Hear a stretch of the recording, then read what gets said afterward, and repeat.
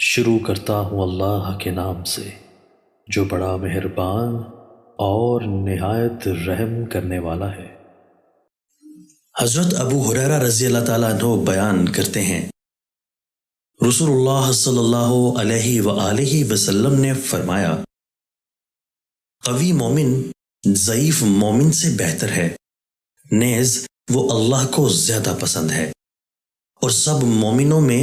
خیر ہے تو اپنے لیے نفع بخش چیزوں کے لیے محنت و کوشش کر اور اللہ سے مدد طلب کر، اور عاجزی و سستی نہ کر، اور اگر تجھے کوئی نقصان پہنچے تو ایسے نہ کہو، اگر میں اس طرح کرتا تو اس طرح ہوتا، بلکہ ایسے کہو، اللہ نے مقدر کیا اور جو اس نے چاہا سو کیا، کیونکہ لفظ اگر عمل شیطان کھولتا ہے۔